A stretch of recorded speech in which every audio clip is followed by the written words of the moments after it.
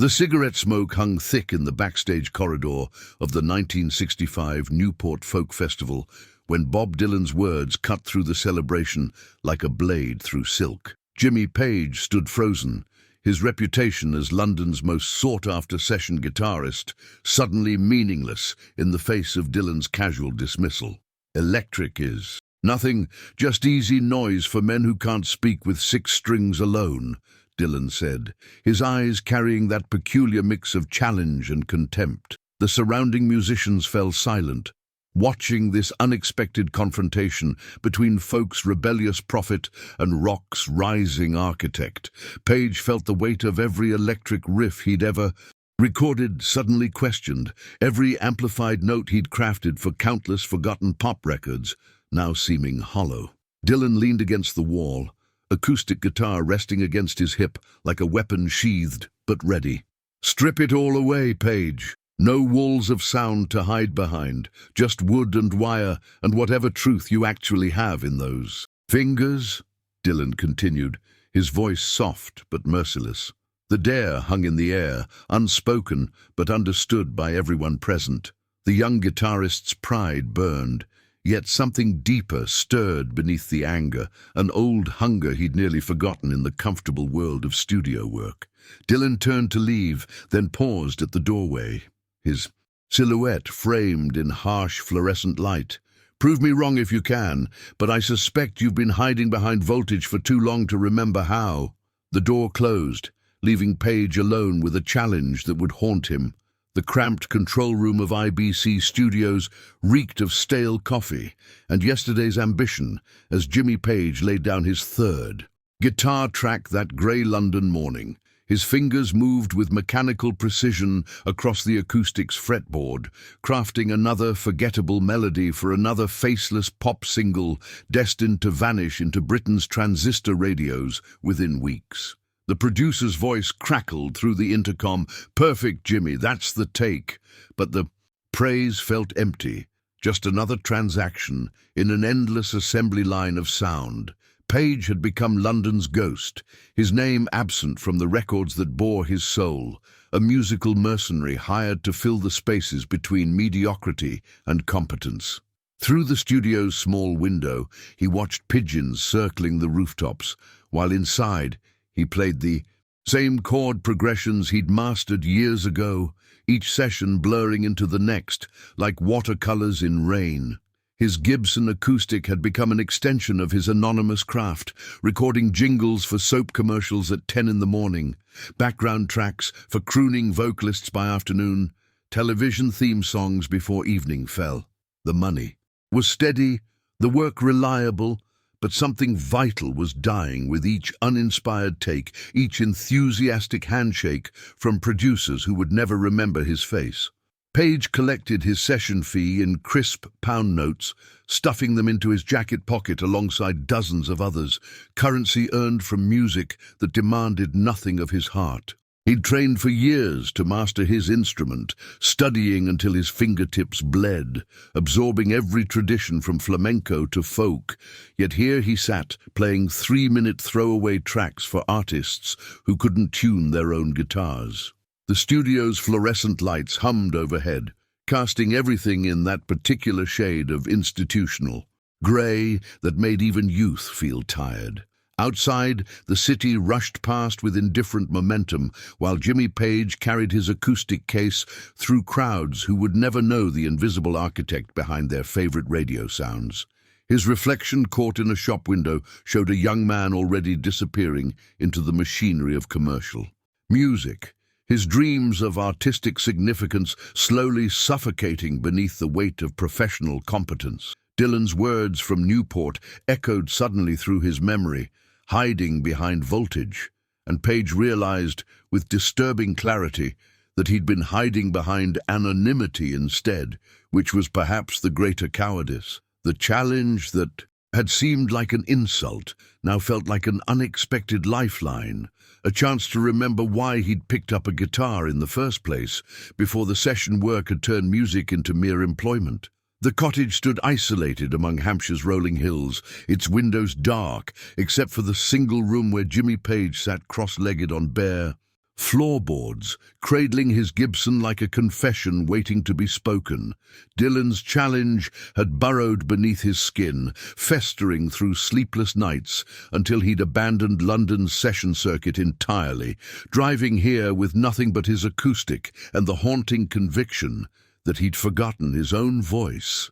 Rain drummed against ancient window panes, while candlelight flickered across the guitar's honeyburst finish, casting shadows that danced like forgotten dreams, reclaiming their territory.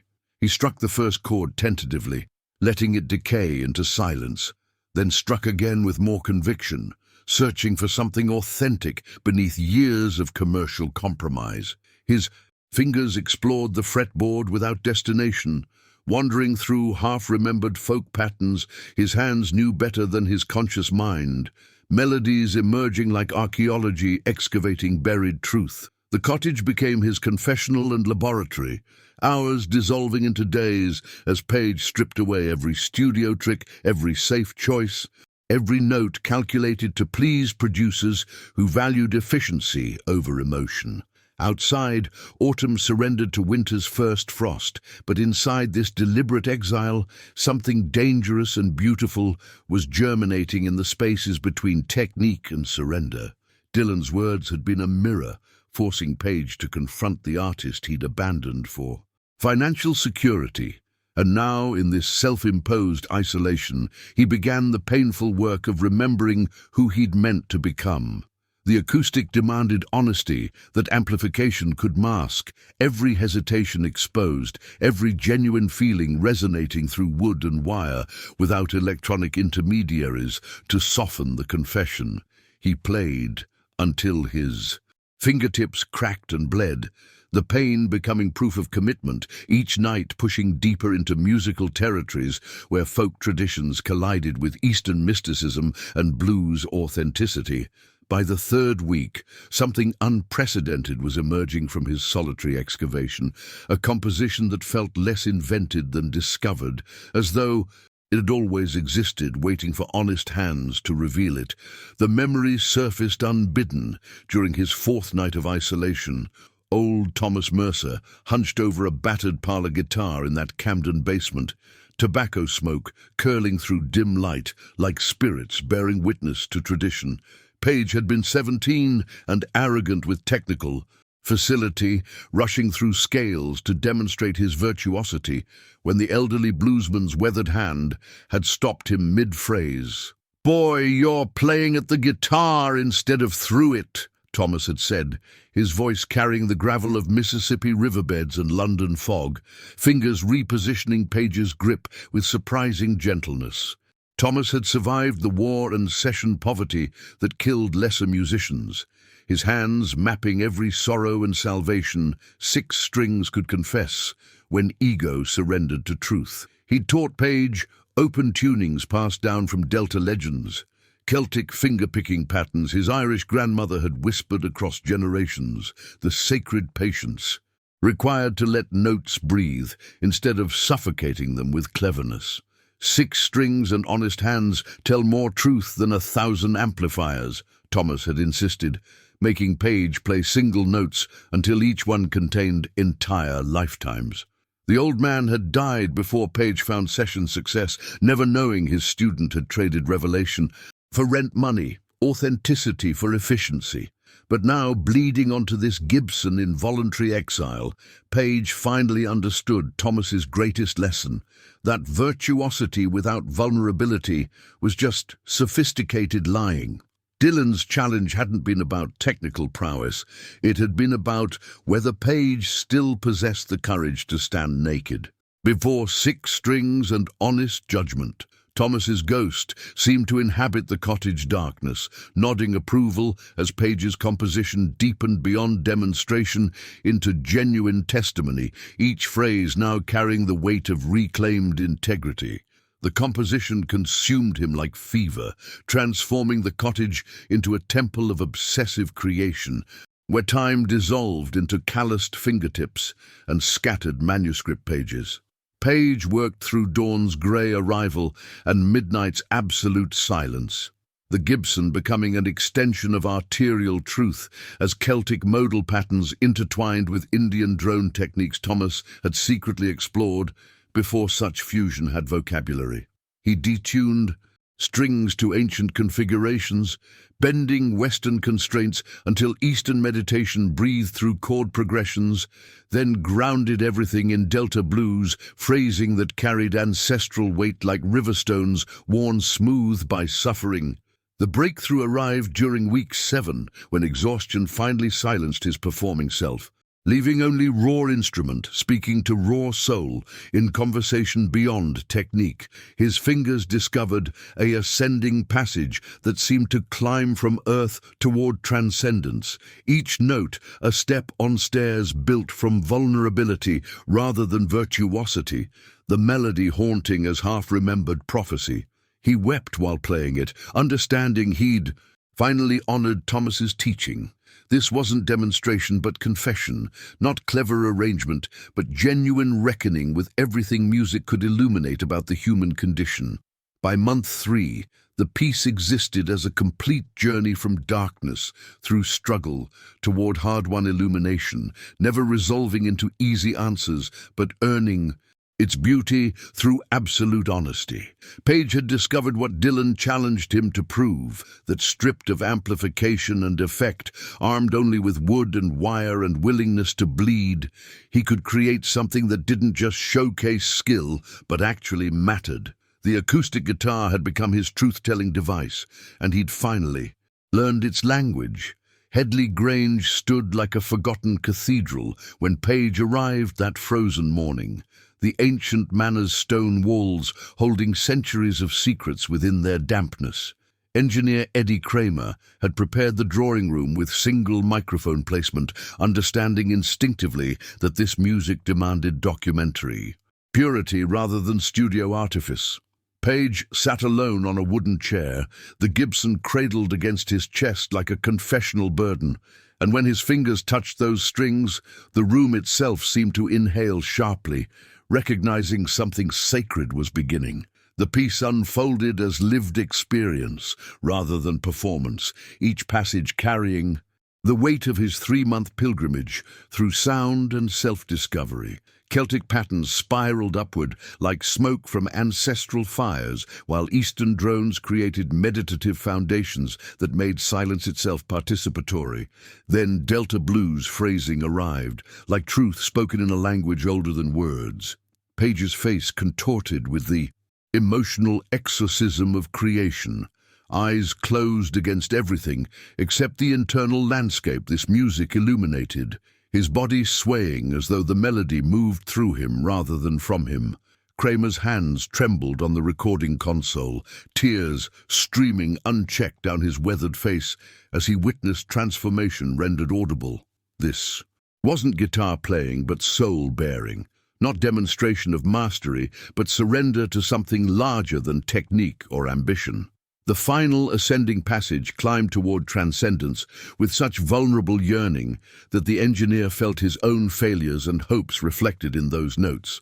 Understanding he was documenting the moment Page proved Dylan catastrophically wrong. When silence returned, neither man could speak, the air still vibrating with everything honest hands and 6 strings had just confessed.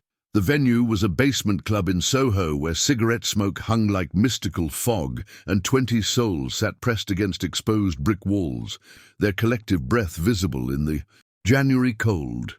Dylan entered through the back door, wearing his leather jacket like armor, skepticism carved into his weathered features as he claimed a seat in the shadows, arms crossed in silent challenge. Page appeared moments later carrying only his Gibson, no amplifier or safety net, his pale face betraying both terror and absolute conviction, as he positioned himself beneath the single spotlight that painted him ghost white against the darkness. The audience sensed something ceremonial was unfolding, conversations dying to reverent silence as Page's fingers found their position. The first notes emerged like dawn breaking over ancient landscapes, delicate yet commanding every atom of attention in that cramped sacred space. Celtic ancestry spiraled through Eastern mysticism, while blues truth anchored the journey, each phrase a chapter in Page's pilgrim testimony that proved humility could generate more power than volume ever promised. His body became instrument, and instrument became voice, telling stories without words that bypassed intellect and struck directly at the soul's hidden chambers. The 20 witnesses leaned forward unconsciously, breathing synchronized with the music's rise and fall. Dylan's transformation was visible geography. Shoulders slowly unhinging from defensive posture, eyes widening as recognition arrived that he wasn't hearing guitar playing, but witnessing artistic revelation. His crossed arms fell away like shed skin, hands moving to cover his mouth as the ascending passages climbed toward something he'd never imagined 6 strings could articulate. Other audience members wept openly, unashamed, while Dylan simply stared with the expression of someone watching their own certainties dissolve into humbled wonder. When Page struck the final chord and let it decay into absolute silence, Dylan stood immediately, moving through the frozen crowd like a man compelled beyond choice, pulling Page into an embrace that communicated everything. Pride prevented his voice from confessing. Dylan's fingers gripped the armrest of his wooden chair as the music spiraled upward through impossible harmonic territories, each ascending phrase dismantling another brick in the fortress of his convictions. His jaw slackened visibly, the perpetual smirk that had armored him through countless challenges melting like wax beneath flame, replaced by naked vulnerability that stripped years from his weathered face. The cigarette between his lips fell forgotten, scattering embers across the concrete floor as his entire body leaned forward, drawn by gravitational forces he couldn't name or resist. The transformation deepened as Page wove Celtic ghosts through Eastern prayers, his hands moving with surgical precision yet shamanic abandon, proving that limitation births innovation and constraint fathers transcendence. Dylan's eyes glistened in the spotlight's reflection, moisture gathering at the corners as recognition crashed through him. This wasn't competition, but communion, not guitar versus guitar, but soul addressing soul across the illusory divide of amplified and acoustic. His breathing grew shallow and rapid, chest rising and falling in rhythm with Page's dynamic surges, trapped helplessly in the undertow of something greater than either man alone. When the final cascade of notes descended like benediction, Dylan sat paralyzed, his hands trembling visibly against his thighs, every certainty he'd carried into that basement lying shattered at his feet. The silence that followed was cathedral vast, holy and terrible, as the folk prophet realized he'd witnessed not defeat but evolution incarnate, the future speaking through fingers that honored the past. The silence stretched between them like a living membrane, translucent and quivering, holding the weight of what could never be spoken in mere syllables. Dylan rose from his chair with movements stripped of their usual calculated swagger, his legs uncertain beneath him, as though gravity itself had been rewritten by what his ears had witnessed. The 20 souls pressed against the basement walls held their collective breath, sensing they occupied sacred ground where pride surrendered to truth without negotiation. Page remained seated, the Gibson cradled against his chest like a sleeping child, sweat tracing silver rivers down his temples. Dylan crossed the narrow space between judgment and grace, each footfall echoing through the charged air like a heartbeat, counting down to revelation. His weathered hands, those same fingers that had typed manifestos and strummed revolutions, hung empty at his sides, stripped of cigarettes and harmonica and every defensive talisman. Page's eyes lifted finally, meeting his challenger's gaze with neither triumph nor apology, only the quiet dignity of someone who'd excavated their soul and survived. The folk prophet's lips parted, reaching for words that disintegrated before achieving sound. Instead, Dylan's arms opened, pulling Page upward into an embrace that dissolved the borders between victor and vanquished into irrelevance. Their bodies pressed together with the desperation of soldiers recognizing kinship across enemy lines. Dylan's face, buried against Page's shoulder while silent tremors moved through his frame. The younger guitarist's hands found Dylan's back, holding steady while the prophet's armor finally completely shattered. No witnesses raised cameras to capture what belonged to mythology rather than documentation. The embrace dissolved, and Dylan stepped backward, his eyes still locked on Page's face, reading the map of sacrifice etched there.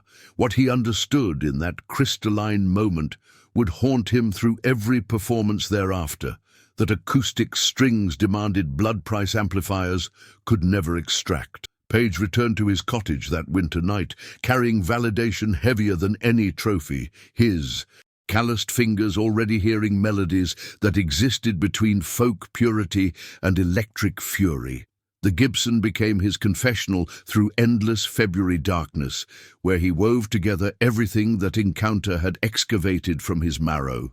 When Page finally entered the studio months later with his bandmates, he channeled that acoustic passage as the foundation for something eternal. Those opening notes arrived like prayer, each string speaking the language his mentor's gnarled hands had taught him decades prior in smoke-filled London rooms. The melody climbed its stairway with Celtic whispers and Delta blues shadows, carrying Dylan's unspoken surrender in every harmonic. What emerged wasn't merely a song, but testimony that 6 honest strings could build cathedrals where 1,000 amplifiers constructed only monuments. The track became immortal, not through volume, but through vulnerability. Played at countless bonfires and weddings and funerals across generations, Page's answer to Dylan transcended their private war, speaking instead to everyone who'd ever doubted their own stripped-down truth. The acoustic opening became the most recognized guitar passage in history, hummed by millions who never knew its origin in challenge and redemption. That Gibson sang louder than any Marshall stack ever could. Page never publicly revealed the story behind those notes, letting his strings testify where words would only diminish.